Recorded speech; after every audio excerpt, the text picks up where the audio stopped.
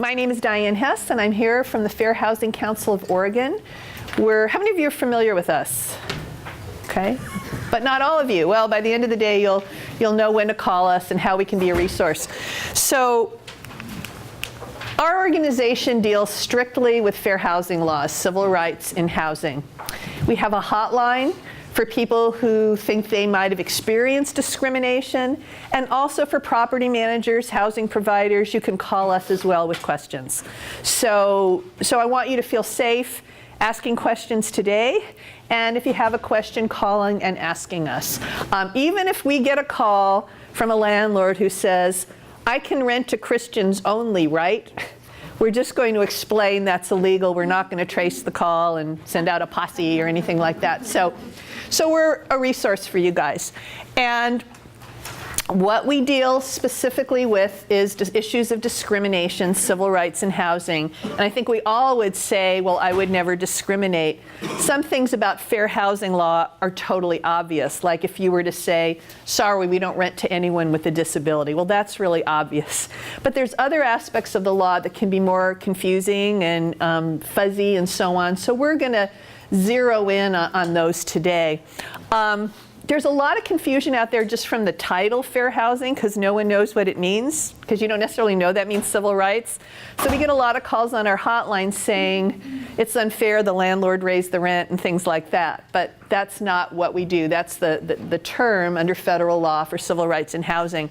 So we might get a call on our hotline and someone says, everyone's freezing in our apartment building. The manager has not fixed the heaters. Is that a civil rights issue? Doesn't sound like it. We'd probably refer them over to legal aid or Oregon Law Center because it's Oregon landlord-tenant law. But maybe we talk to them a little bit more. And the person says, well, you know, there's 3 Latino tenants in this building, and all of us have heaters that aren't getting fixed. Well, then it sounds like people might be treated differently based on national origin or ethnicity.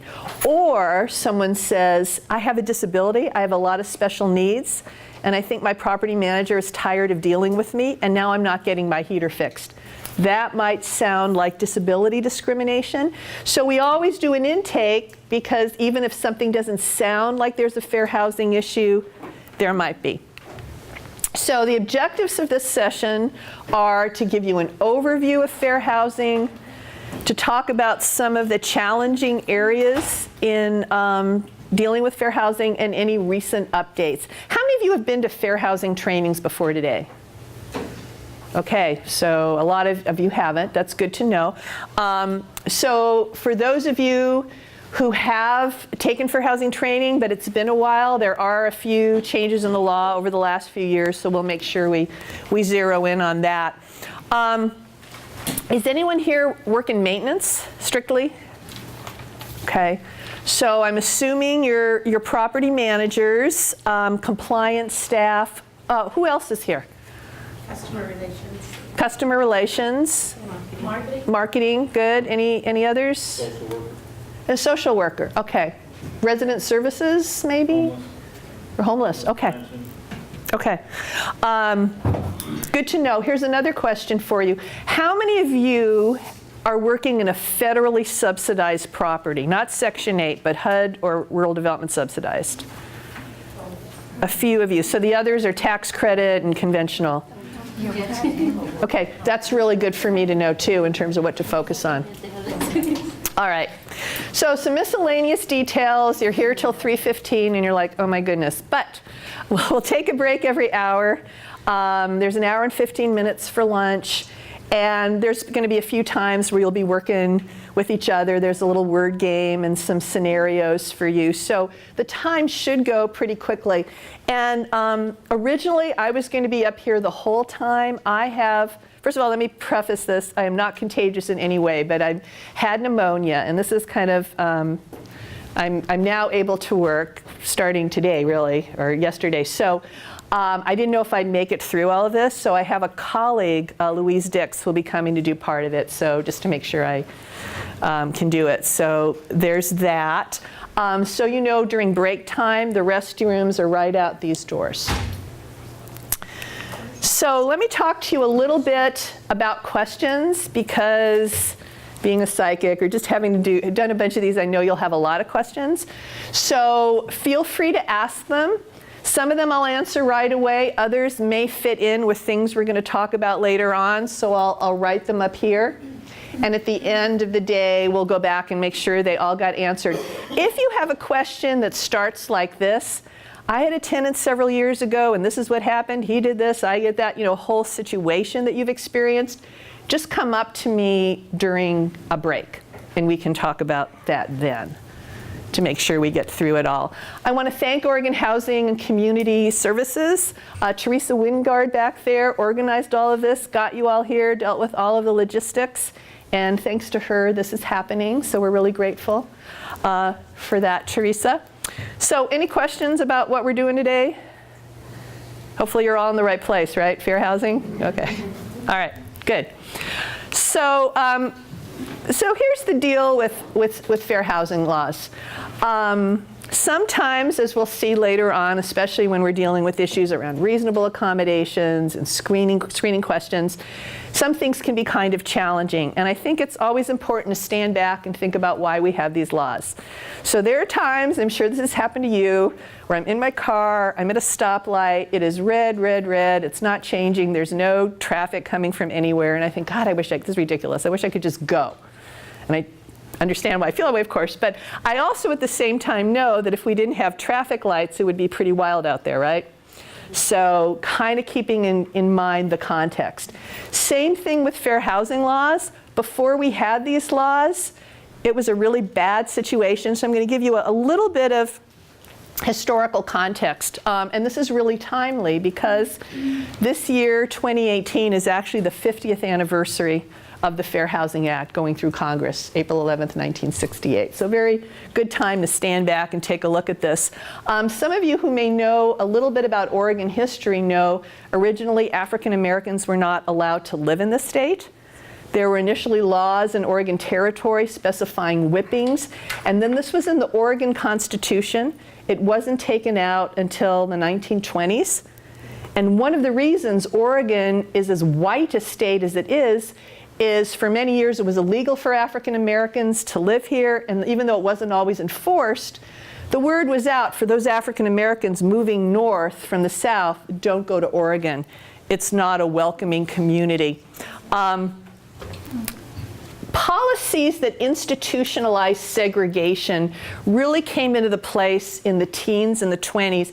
And just to give you an idea about how that works, I'm going to pass out an interesting list that was used by real estate appraisers in the 20s, 30s, 40s, in some cases into the 50s. And when they rated a property as to how much it was worth, they not only looked at the brick and mortar, but the race and ethnicity of people that lived in this area. So if it was an all-white area, which they defined as a 4-block radius where everyone was white, it was at the top of the list. You'll see looking, I'm going to pass, hold on to these, by the way, because I'll need them back. I have a few of these. You'll see on the list which groups were considered most valuable to a neighborhood. So for example, if you were of English descent, and you'll see at the bottom you have Mexicans as number 10. You'll also see that Northern Italians, people who were Northern Italian, so you can all look at your own background and see where you'd fit in here. Northern Italians were considered more valuable to a neighborhood than Southern Italians. Any idea why that might be? Darker skin. Lighter skin, darker skin. So this was really institutionalized, and the boards of realtors around the state made rules that a realtor who would sell a house to an African American or Asian person or family in a white neighborhood would be kicked out of the board of realtors. Our office works at collecting restrictive covenants. How many of you ever heard of restrictive covenants? So the way it works is if one buys a house, one of the steps in doing that is sitting at a title company and signing all of this paperwork in the deed. People often discover in their deeds today that they still have language like this: no person of any race other than the Caucasian race shall occupy this building. And sometimes they go into details. I saw one recently from North Portland that said no Armenians, no South Asians. All of these kinds of things were really instituted in the late teens. So this is a sample. And these became legally unenforceable in the first big civil rights case, federal civil rights case before the Supreme Court, Shelley versus Kramer. But you still see them floating around as a reminder of how things used to be. The Oregon Constitution said Chinese could not own any real estate. That wasn't taken out until the 1940s. There was a huge Chinese population in the late 1800s in Oregon. So I'm assuming is there anybody here who came from more than 2 hours from Salem? Oh gosh, where did you come from? Coast. Grants Pass. Coast? Oh, Grants Pass, okay. And where did you come from? Roseburg and? Medford, okay. Wow, all right. So Southern Oregon, Eastern Oregon, there were segregated Chinatowns. A lot of folks were working who were from China, building railroads, tunnels, working in mining. There was an economic depression in the late 1800s, and what we learn historically is when there's bad economic times, unfortunately, people look for who they're going to blame. And at this point, it was the Chinese. They're taking their jobs. They don't belong here. They're not really Americans. So there was a lot of harassment, and eventually they were forced out of most of these segregated Chinatowns. A lot in Eastern Oregon, some in Southern Oregon, Jacksonville, for example. There was also communities in Albany, Astoria. Astoria, they were able to stay later. So the harassment was pretty intense over in Eastern Oregon. How many of you have heard of the Snake River Massacre? Okay, gives you an idea where 34 Chinese miners were murdered. Their bodies were hacked, thrown in the Snake River. Absolutely no consequences. Okay, so that was the environment at that time. And then the Japanese in Oregon experienced discrimination as well. Starting in the 1920s, the Oregon legislature passed a law to prevent Japanese from purchasing real estate, although many of them figured out ways to work around that, to buy businesses, buy farms, buy homes. Ku Klux Klan was a leader in passing that. And then, of course, after Pearl Harbor, there was a tremendous prejudice against people who were Japanese, and about 3,000 Oregonians, 2/3 of them who were American citizens who were born in this country, lost their homes and were forced from their homes to being incarcerated in other states. And when they came back after the war, they couldn't get loans, they couldn't get rentals. There was tremendous prejudice in housing. So in the 20s, if we were on another topic, I'd talk about how this relates to today. But in the 20s, early 20s, there was tremendous anti-immigrant sentiment. Millions of immigrants had come to this country, primarily from Southern and Eastern Europe. There was this idea, well, they're taking our jobs, or they're changing the face of America. A lot of them were Catholic and Jewish, not white Anglo-Saxon Protestants. So there was a tremendous reaction and prejudice against immigrants in Oregon and everywhere in the country. And that's when, how many of you know the Ku Klux Klan in Oregon was huge in the 20s? Some of you do. We had the largest Klan per capita in the country back then. And the Klan was big all over the country, actually. And big focus was immigrants, as well as, of course, African Americans. And here in Oregon, it was such a white state, they focused on Catholics. Only 8% of Oregonians were Catholics, but they promoted this idea that the Catholics were trying to overthrow the government. There was incredible prejudice. And they actually passed a ballot measure to close all the Catholic schools, give you an idea of how powerful the Klan was. So this is just to give you an idea here of how many cities and towns that you come from all had active Klans. And in the Klan, when you think of the kind of people that were in the Klan, you could be wrong, because they were business leaders, mayors, police chiefs, very prominent individuals who were in the Klan. So now the Klan shrunk in the late 20s because there were a lot of scandals, a topic for another time. But anyway, a lot of these things continued on past the 20s. Not to pull out Grants Pass, but they're a good example of this. Cities and towns all over the state had sundown laws, some as late as the 1960s, where African Americans and Asians, occasionally other groups of color as well, could not be in town after dark. Okay?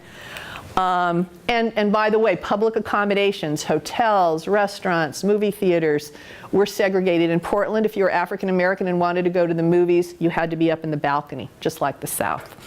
Those restrictive covenants, even though the Supreme Court said you couldn't do it anymore in 1948, it kept happening. So the state of Oregon passed some civil rights laws in the 50s, didn't really have a lot of teeth. Of course, the civil rights movement led to the passage of the Fair Housing Act 50 years ago, April 11th. Now, this had not moved in Congress for years. It was very unpopular because people believed the government shouldn't interfere in who you sell your properties to. And there was a belief that integrated neighborhoods brought down property values. Any idea why on April 11th, 1968, this finally passed? Anybody think? It was a week after the assassination of Dr. King. Exactly. And I would like to say it was just because Congress said they wanted to honor Dr. King, but there were riots in 125 cities all around the country. And so that's what enabled President Johnson to pressure Congress to finally get the Fair Housing Act through Congress. So over time, the protections expanded. In the 70s, we had the women's movement, and it became illegal to discriminate based on sex. In 1988, the second big federal law passed, the Fair Housing Amendments Act, which did a couple of things. One was it added 2 new protected classes. It became illegal to discriminate against families with children. So before 1988, in Oregon, almost 70% of the rentals were no kids allowed. No children, no pets. Imagine what that was like for families, which was why the federal government stepped in. It also then became illegal to discriminate against people with disabilities, which had a huge impact. And also starting in 1968, if there was a fair housing case, there were damages, there was punishment. The laws were very weak before 1988. Even big cases, there weren't really financial damages. How many of you, I mean, whatever you think of our president, and some of you may think he's great, some of you may not, but how many of you are aware of the major fair housing case in the 70s with Donald Trump? Has anyone heard about that? That was a big race case. It was one of the biggest cases in the era, discriminating against African Americans, staff being told they could not take African Americans in their building. But even though it was a big case, the only punishments were training and having to market the units, saying we take everyone, but there was no financial damages. You weren't really allowed to go after punitive compensatory damages, attorney fees, any of that until this federal law in 1988. So the laws have continued to expand. There haven't been any more big federal laws, but there have been other progress in terms of state and local laws, court cases, administrative rulings that come down from the federal government. We'll get into details on that later. But the bottom line, there's been continued expansion of these civil rights laws. So today, under federal law, pretty obvious, it's illegal to discriminate based on race, color, national origin or ethnicity, so Latinos, Middle Eastern, Native American, Asian, so on, and religion. So this was all from the 1968 Federal Act. Sex or gender was added in 1974, and then in 1988, families with children and people with disabilities all became protected under federal law. So the state of Oregon has added some additional protections. In Oregon, it's illegal to discriminate based on marital status, source of income. Did anybody see 2 days ago that the state of Washington made source of income a protected class? That was on the OPB. Anyway, so just like us. So what that means is you can say how much income someone needs to have to live in your property. You might say 2 times, 3 times, you know, whatever your criteria is, but you can't say that has to come from employment. It could come from public assistance, assuming there's enough money, you know, from TANF or SSI, Social Security, SSD. The law was expanded several years ago to include Section 8 vouchers. So if we see an ad that says no HUD, no Section 8, that's just as illegal as if they say no kids and whites only. And we still are seeing that some folks don't realize that they cannot refuse to take Section 8 vouchers. Also, we'll come across housing providers who will refuse to take rent checks from a social service agency. There are many agencies that pay rent assistance, community action, sometimes housing authorities, different groups. So all that falls under source of income, and I sometimes ask this. This does not mean you have to rent to someone where their income is from illegal means. This assumes legal income. Sexual orientation is protected. It's illegal to discriminate based on somebody being LGBT. That does include gender identity. We've been dealing with issues of harassment of trans folks in housing. I'll talk a little bit about that later. So that's another expansion. Federally, it's federally protected in public housing, federally subsidized housing as well. So over time, protections continue to expand. There are some cities and counties in the state where they have added age over 18 as a protected class.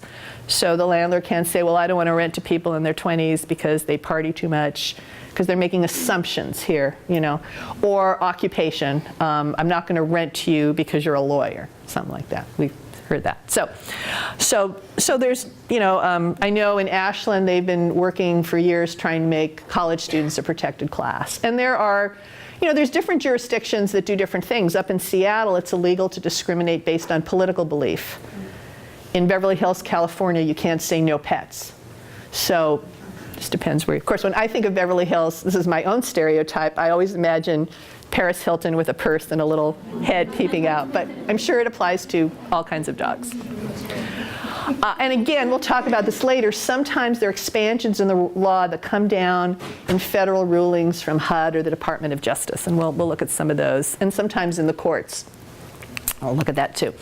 So, any questions so far? All right. All right, so the thing about fair housing laws is they are always there from the first time someone inquires about a unit, through the application process, through the tenancy, post-tenancy, getting deposit backs, and so on. The laws are always there. So some of the headlines of things that are illegal, obviously refusing to rent or to sell or to finance, a blatant refusal like, no, I won't rent to you because you're white or because you're Latino or because you're Middle Eastern. We don't see that much of that anymore, except for maybe some mom and pop, smaller operators that are still doing that. The discrimination we see now tends to be less direct, although we still get, we don't take kids even now, and that's many years since 1988, so that still happens.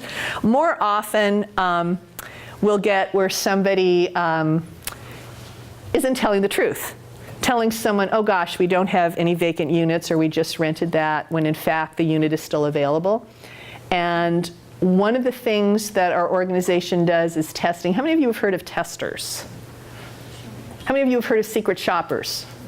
Okay, so if we get a call and somebody says, well, he said there were 3 units available and I went over an hour later and he said they were all rented and I'm wondering what's really going on. Is it because we're a mixed race couple, or my wife wears hijab, or I showed up with my service animal? One of the things we can do is send out people who are not trying to trap or trick anyone, but they're just going out there. And if, let's say it's a mixed race couple and they're told the units have all been rented, and then a white couple shows up and they're told, yes, let's take a look. Ding, ding, ding, okay?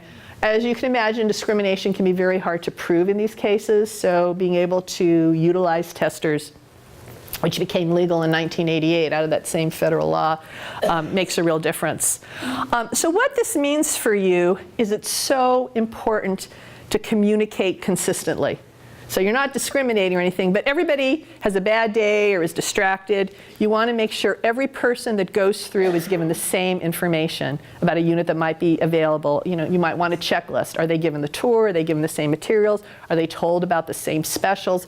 Very important to have, if this is part of your job, consistent communication. We've all heard of racial profiling. Anybody have an idea of what linguistic profiling might be? An accent. Right, an accent. We have seen where when there's vacant units and the manager doesn't call people back because they have an accent. And in fact, we've used our testers, our secret shoppers, and found situations where someone with an accent, Now when I say accent, you can understand them perfectly. It's not that they're speaking another language or it's indecipherable. They call 3 times, they don't get a call back. The other tester calls and gets a call back right away. So obviously you want to respond in the order of the contacts you get, however they come in. Steering is a very old fair housing term. So before we had these laws, it was pretty common. It was pretty much to be expected that a realtor would show an African American home seeker only homes for sale in a segregated African American neighborhood. So in Portland, that used to be northeast Portland. It was called the Albina area. It was redlined. It was very difficult for people to get loans there. That was pretty much where African Americans were directed. So steering is illegal now. And the kind of steering we see now, a manager might mean well, but try to steer someone into a certain area because of protected class. So for example, let's take families with children. This isn't a great place for kids. It's a busy street, not a good place for play. I think you'd be happier somewhere else. That's just as illegal, okay? It's up to the individuals to determine where they want to go. You should not try to direct them otherwise, so they could be with people like themselves or anything like that based on protected class. Discriminatory advertising, that's pretty obvious. You're not going to say no Section 8 or anything like that in an ad. Be aware that sometimes an ad can have a chilling effect on a protected class. So if you have an ad that says this apartment would be ideal for a young couple, it's not like you're saying no kids. So what did you think of this ad? This was an ad. This was from a retirement community. So in a retirement community, they are able, and we'll talk about why later, to not rent to kids. There's an exemption in the law for that. But they said in this ad, we're looking for active independent seniors to join our community. Anybody see a red flag there? Yeah. They're looking for someone who maybe doesn't have a wheelchair or is able-bodied. Right. And whatever they mean in their intent for that ad, someone who's in a wheelchair or has some disability is going to read that and think they don't want me. So keep an eye on your ad. So this is all dealing with applicants, but by far, on our hotline at the Fair Housing Council, we hear more frequently from tenants who live in apartments or in mobile parks or whatever, who feel they're being treated differently from their neighbors. How many of you are dealing with single-family homes? Anybody? A couple of you. So a lot of these issues don't come up there as much. But you want to make sure same rules, same policies, same consequences for people that break the rules consistently in your building or in your community. That's really important because they're going to know if somebody is treated differently than someone else. Repair procedures. You want to make sure you're consistent. People are allowed to have their guests. We sometimes run into instances where a landlord doesn't like the fact that a white tenant has an African American boyfriend, or somebody has a friend with an animal for a disability who comes to visit. People under the federal law have the right to associate. Doesn't mean that their guests can cause problems or move in or anything like that, but they have the right to have their friends. We're going to talk a lot about this today, but harassment is illegal, and the law talks about harassment, intimidation, threats, and coercion. And obviously you wouldn't do that, but you want to make sure that no one who works for you does. Staff, even outside vendors. We had a situation where an outside vendor was, I think, fixing heaters. He went into one apartment and he sexually harassed the tenant, and she reported it to the landlord. The landlord brought him back another time to another tenants union, the same thing happened. So at this point, the landlord knew and was continuing to use that person. Quid pro quo, hostile environment. Right now, sexual harassment in employment, in movies, all over the place, is all over the news, and it also it happens in housing. And we have seen situations where landlords and property managers and companies have, the most extreme being, if you don't have sex with me, I'll evict you. I know you're having financial problems, maybe we can work something out. or loitering, showing up at odd times. These kinds of things, unfortunately, happen here as well. And sometimes these types of landlords will try to identify vulnerable tenants. Maybe she doesn't speak English very well. Maybe she's a single mom with little kids, doesn't have a lot of options. Particularly, maybe she has a mental or emotional disability, and maybe people won't even listen to what she says, kind of idea. So this is another arena where things unfortunately happen. And again, very important to supervise all your staff and make sure they understand. You don't want people dating tenants while they live there for a lot of reasons, okay? There can be misunderstandings. What if you have to evict them? Other people think they're getting special favors, all kinds of things. So the law doesn't say don't date your tenants, but it's not a good idea. You don't evict because of discrimination. And so later we'll talk about enforcement, and hopefully none of you will have to deal with this, but if somebody does think you've discriminated, they may file a fair housing complaint against you. If that ever happens, you're going to have to talk to your lawyer. I'll talk a little bit about how that works later. But the headline here is, if you get a complaint about that, you have to address it, but you can't retaliate against that person for having filed the complaint, because that's their right. So you can't say, all right, staff, nobody's fixing her toilet, or we're going to make her life miserable, or we're going to try to evict her, anything like that, because that's also illegal. It could be found that you didn't discriminate, but you were guilty of retaliation. So if that was to happen, you just still have to be, suck it up and be professional.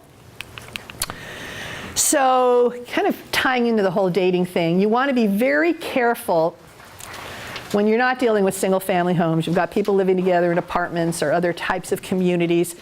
Watch out for favoritism.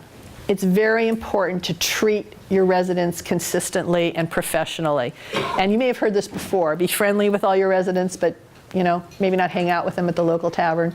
We get the calls when somebody says, they go to the same church, so they're getting special favors. I think this is why they didn't have to pay the late fee. It's very important to be consistent, to watch out for that perception of favoritism, okay? Because you don't want to have to explain it. And the last training I did, actually, I talked afterwards with a property manager originally from India. She'd been a tenant in the building. There were quite a few tenants from India, and they were all friends and socialized together. Well, now she became a property manager in that building. And she was still hanging out with her friends, and other people were thinking they were getting special favors. There were all these dynamics. And I said, well, you don't want to divorce yourself from your friends, but you need to be very discreet and very careful that nobody thinks that they're getting special favors, in this case based on national origin, because they're from India. So if you do extra work for a resident and not others, that could lead to problems. Somebody gets a SpongeBob toilet. Are you prepared to do it for everyone? That's an unlikely scenario, but this one's not so unlikely. I talked to someone at one of these trainings where she said, I had this really nice older lady, and she liked me to carry her groceries when she went to the store for her. And I said, well, are you prepared to do that for all your tenants?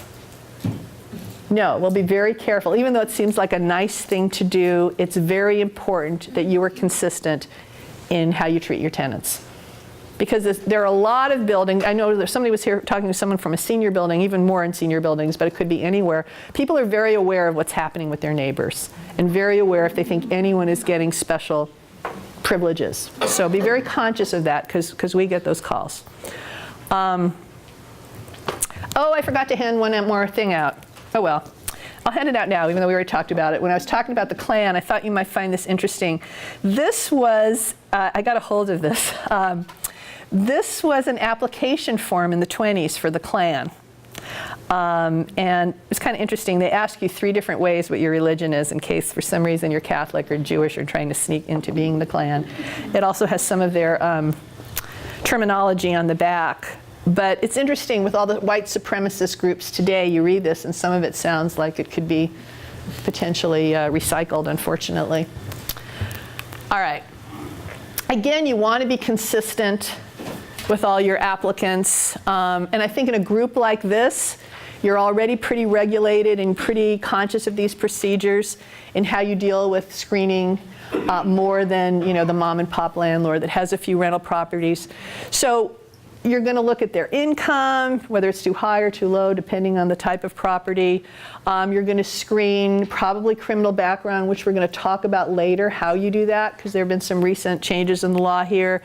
You may look at their credit. You're probably going to look at income level. But whatever it is that's your criteria, you want to make sure you're being consistent with it, okay? Rental references, whatever you do, you should review the applications in chronological order and go with the first person who meets your requirement. You never want to pick the person you like best out of a pool. That's going to open you up to problems. Be very careful about ever making exceptions to that criteria. Now, there are sometimes you could make an exception, maybe should make an exception. If you do, you want to have a policy. The most common one is for graduates of a tenant education program. How many of you have rented to folks who've been through Rent Well or Ready to Rent or Second Chance or Moving Forward? Few of you. These are programs run by social service agencies where the applicant had problems in the past. They were not a very good tenant, but then they went through this program at the agency. And they learn how to be a good tenant, and they learn how to budget, and usually the agency has a pot of money in case there's a problem, but they have a lot of homework, they have to do all this work, and then they graduate from the program. So you might say we'll make an exception in our criteria for individuals who graduate from Rent Well or one of these programs. If you do that, though, you should have a policy saying when you would make an exception. You don't want to just do it on the seat of your pants. You want to be consistent. So again, we hear more from in-place residents who feel like they're being treated differently from their neighbors than we hear from applicants. So repairs, everything, you want to be consistent. Big one here is violations of the rental agreement and the consequences of what happens. You want to make sure you're consistent. If someone's late on the rent, they get a notice, that you're doing that for everyone.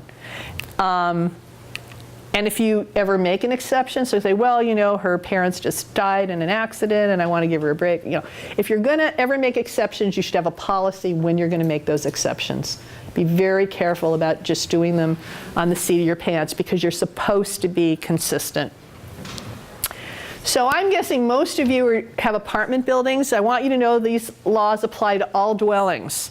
So if you did have, a few of you had individual rental houses, even if you only have one rental house, these laws apply. Apartments, condos, we deal a lot with homeowner associations and condos who don't know their legal responsibilities. Mobile home or manufactured home parks, retirement communities, whether it's for-profit or non-profit, homeless shelters, houseless shelters, they all fall under, all dwellings fall under the law. Conceivably, motel, hotels if people are living there. So really, wherever people are living, these laws apply. And who has to follow these laws is everyone. So it was a minority of folks here, but some of you are in federally subsidized properties, a HUD or rural development property. You have even a higher standard. If you're federally subsidized, it means you have to not only not discriminate, but do something called affirmatively further fair housing. For example, you have to have a limited English proficiency, LEP plan, where you provide translation and interpretation for speakers of more common foreign languages. There's some other requirements for federally funded providers that I'll talk about later, but in general, there is this idea that you're going to go the extra mile. We should all go the extra mile, but even more if you're federally funded.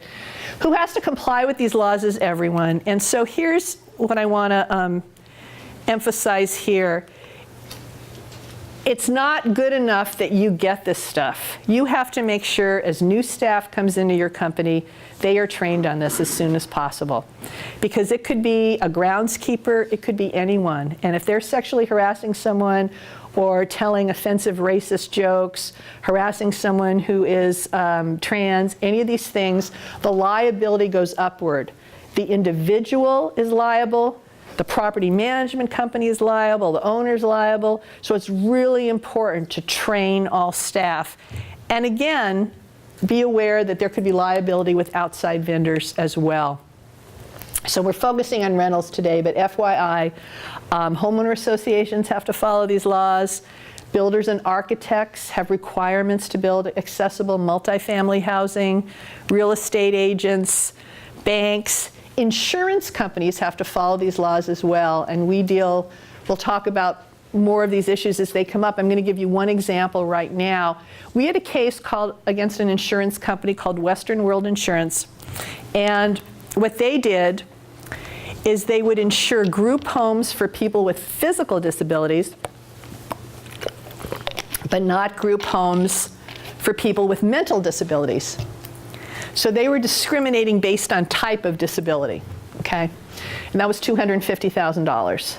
So we're not only talking about rentals. Today we are, obviously, but any of you, if you're buying a home or getting a loan or a question with homeowners insurance at some point in your lives, and you think there might be something discriminatory going on, we're a resource for you as well. Questions? Any questions so far? Okay. All right, so the first area that I can actually predict when we'll have our questions. It'll be a little bit later. The first area I want to talk about is familial status. So again, since 1988, it's been illegal to discriminate against families with children. And I mean, I'm old enough to remember living in Oregon before then. Maybe a few of you do as well. But I remember there used to be apartment buildings that were just for single adults under 30. I knew this because that's where we'd go Friday night. Oh, there's a party at the such and such building. But you couldn't do that now. But you could do that then. It was so hard for families with kids. So in 1988, when the law passed, this was the language in the law familial status, what does that cover? It's where one or more individuals who are under 18 are being domiciled, living with a parent or somebody who has legal custody or that person's designee. So, I mean, it could be that you have the kids every other week. It could be grandma and grandpa raising the kid. It could be a foster family. There are many ways children are raised. They're all included. In that picture, that's not a little turtle there, actually. I think you can probably figure out what that is. But pregnant is in there because before 1988, tenants were afraid that the landlord might find out they were pregnant and get an eviction notice. And you have all these stories of people trying to hide it for as long as they can. So try to imagine, again, for the federal government to come in, things have to be pretty bad. So that's why pregnancy was put in there in 1988. So there was a big debate in 1988. This was very controversial because a lot of senior groups organized and said, we don't want to live around kids. We've had it. We're done with that. Fair housing advocates said, well, what if you said you didn't want to live near African Americans anymore, or Asians anymore? So there was a big debate. Ultimately, there was a carve out, so there was an exception made for senior housing, okay? And basically, now obviously there are certain HUD and rural development programs that are very specific that have requirements that are for elderly or elderly and disabled. But looking at the conventional market in general, they carved out two groups. One is a property, and I know of at least one person I talked to earlier who has one where everyone's over 62. So that's senior housing, they can say no kids. The second one is 55 and older. Do any of you have a 55 and older property? So as you probably know, at least 80% of the units have to have at least one person 55 or older, okay? All right, one of the reasons that they say 80% of the units is if you have a couple where one is over 55 and one isn't, and the older one passes away, the spouse who's still there wouldn't lose their housing. Okay, so that was the idea behind that. Originally, to be defined as senior housing, you had to have special services, blood pressure clinics, different things that were geared towards seniors. They changed that in 1995. There were some changes made. So you don't need to have special services, but any advertising you have has to say it's for older adults, for seniors, not adults only. That's not legal. That's not acceptable. You're supposed to do a survey if you're 55 and older, every couple of years to make sure that you meet that definition. It's very difficult, almost impossible to change to become senior housing if it's not a new development. Okay, so we deal with this pretty rarely, but occasionally there's questions, so if you have any, you'll let me know. So it's illegal to say we don't take kids. It's illegal to say we don't take children under 10. We don't take toddlers. We don't have teenagers. That's all just as illegal as saying no kids. We had a case in Southeast Portland that settled for $36,000. They wouldn't rent to anyone with teenagers. Now, they had had a family with teenagers that had caused a lot of problems in the building. So they were therefore assuming that any household with teenagers would be a problem, which is what you can't do. So in addition to paying out that money, the apartment building had to put a sign out front with the equal opportunity symbol that says, "All families welcome." Okay? So that's pretty clear cut. The children under 10 thing I mentioned because we have seen a couple of condo type developments with homeowners associations where it actually said no children under 10. Again, this is where we hear of steering. People saying this isn't a good place for kids, you should go somewhere else. That's illegal. Or steering within a complex. We put all the families with children in building A near the play structure or something like that. Where we'll see this, and this is one of those things that it's easy to do, but this is illegal, and there have been cases on this, is, okay, you've got a vacant upstairs unit, and you have this mom with 2 little toddlers, and you think, ooh, I don't even want to show her that unit. I know Mr. So-and-so downstairs is really crabby and upset all the time, and I can just see what's going to happen. I don't even want to go there. You can't do that. You have to show her all the available units, and she's going to make the decision. And knock on, this isn't wood. Anyway, hopefully it will all work out. If there are noise complaints, you'd have to respond to them. And again, you're looking at after 10 o'clock. Kids do make more noise, and that's just part of the compromises of living in an apartment complex.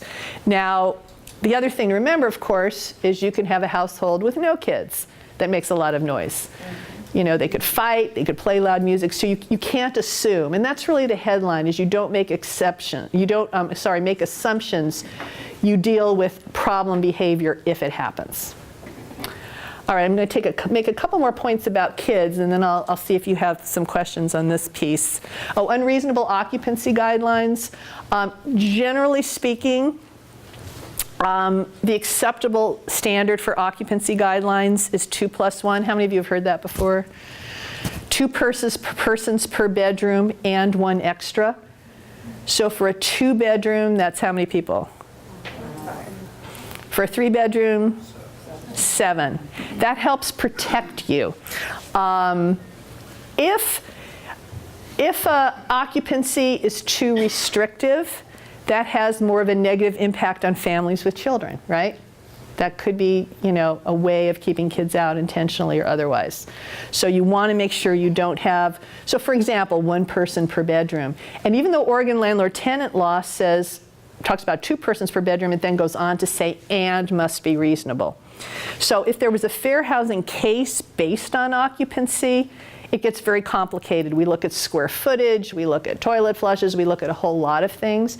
2+1 is meant to be a guideline to prevent that. So in most cases that works. But let's say, this is pretty unlikely, but let's say there's an apartment and this room is one of the bedrooms. That would be pretty amazing, but let's just say it is. So you could easily have a bunk bed here, here, here. This probably wouldn't apply. So 2+1 is generally considered a standard. The issue we hear about most, primarily in the summertime, is rules that discriminate against kids. Same rules for everyone. You do not want to have, with very few exceptions, different rules for children. And that's my colleague who's now joining us, Louise Dix, also from Fair Housing Council. So you'll be hearing from her soon, very soon. It's my last slide. So you couldn't have a rule that says no children outside after 8 p.m. any more than you could say no African Americans, Asians, Latinos out after 8 p.m. Same rules for everyone. That's why I always say substitute another protected class. This is one I always talk about because I think it's a really good example of this. I have been in apartment complexes where there's a sign, no children in the laundry room. And you wouldn't have that any more than you would say no people with disabilities in the laundry room or no Native Americans in the laundry room. I know of reasons you might not want to have kids in the laundry room, right? They might be playing, spilling things. You don't want a little tyke in the dryer. But there are kids that do the laundry too. So the rules need to be based on behavior, not who, but what. So no loitering in the laundry room. Don't be in the laundry room unless you're doing the laundry. Theoretically, you could, this is unlikely, but possible, you could have a group of adults that would say, hey, let's go get drunk and party in the laundry room, right? Haha. Maybe that's happened. Anyway, you don't want that either. So the point is your rules are based on behavior. And be very careful about rules having to do with safety. Again, you don't want to have different rules for children. You are not the parent.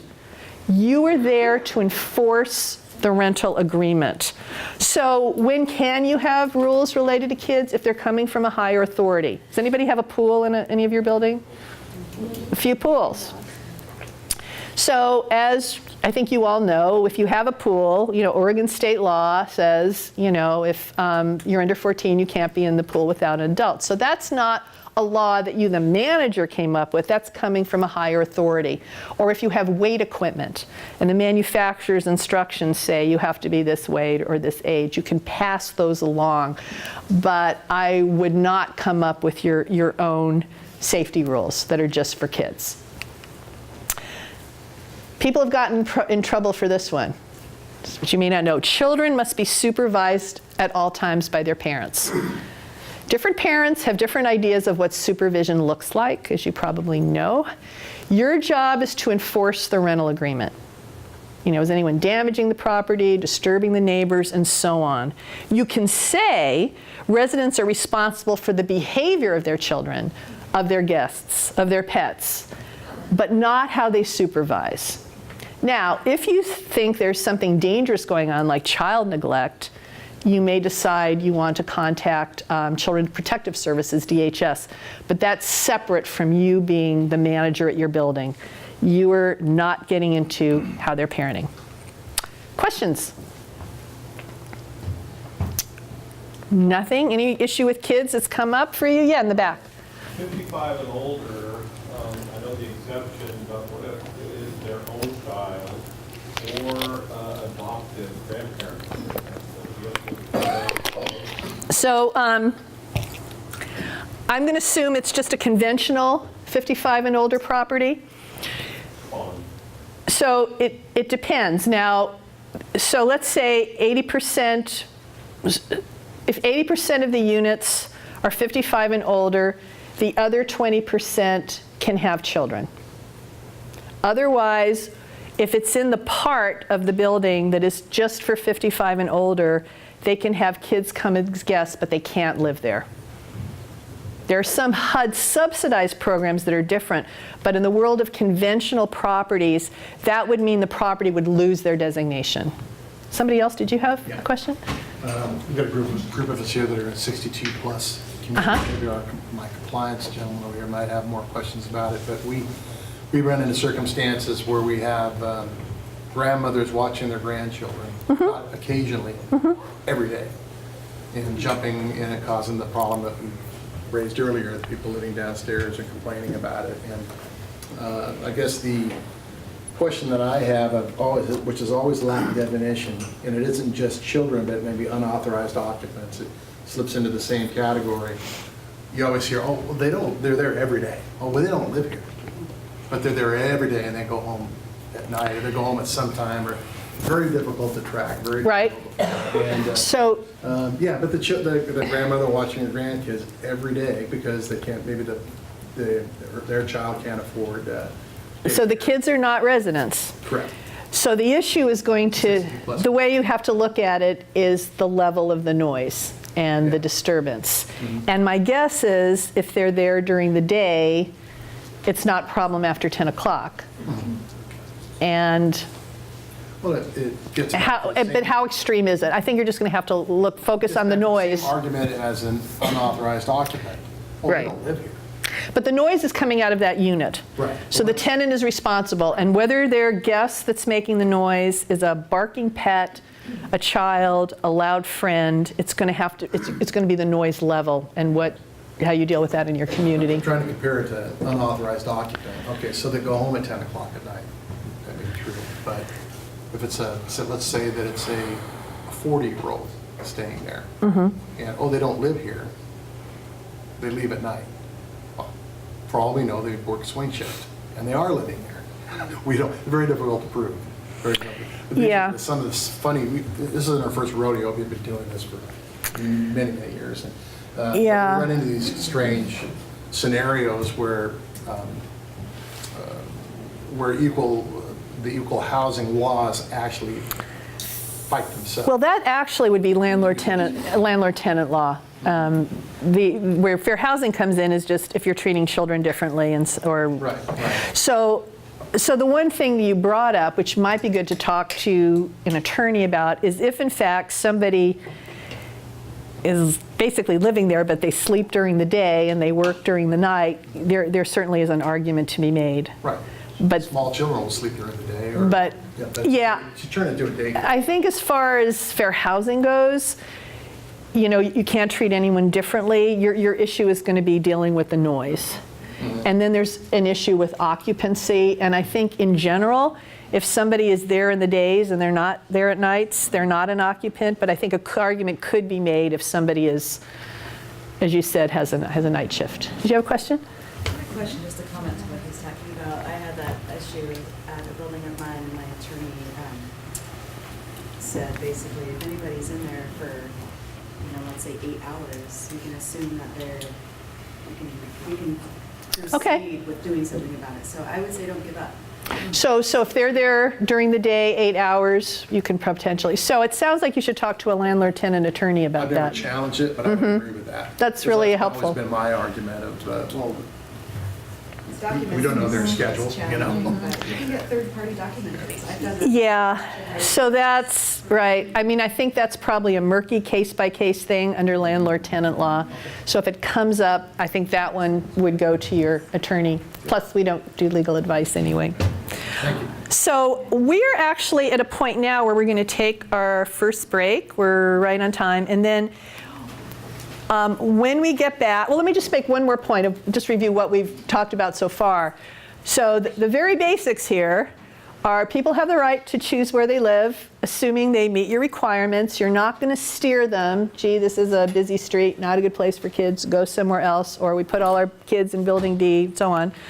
And it's so important to be consistent in how you deal with your applicants and the criteria and the procedures. I talked about the advantage of having a checkoff sheet to make sure everyone's getting the same information, and being consistent with how you treat your residents, how you deal with violations of the rental agreement, repairs, maybe not being somebody's best friend and dating them, right, when they're your resident, and focusing on actual behaviors and not assumptions. Again, assuming that the woman with the toddlers in the upstairs unit is going to be a noise problem. You can't assume in advance. I talked to a landlord a while back, this really stuck in my mind in Northeast Portland, and he said, I'm not renting to any Somalis again. And I was like, whoa. He said, I rented to a family from Somalia. Getting back to what you were saying, they had all of these relatives that I think were living there, and I ended up having to evict them, and I don't want to deal with that. That's what you don't do. You have to deal with those individual tenants, and that in this case that involved terminating their tenancy, but you cannot assume all families with teenagers, all Somalis, all women with toddlers are going to have certain problems. You have to deal with behavior when it happens and not make those assumptions. And the other basic concept is everyone has to comply, meaning whatever you learn in these trainings, you need to be passing on to everyone who works for you, no matter what their position is. If they come once a week to do groundskeeping, whatever it is, that behavior, if there's a fair housing complaint, it's the individual that's liable, management company, and owner. So we're going to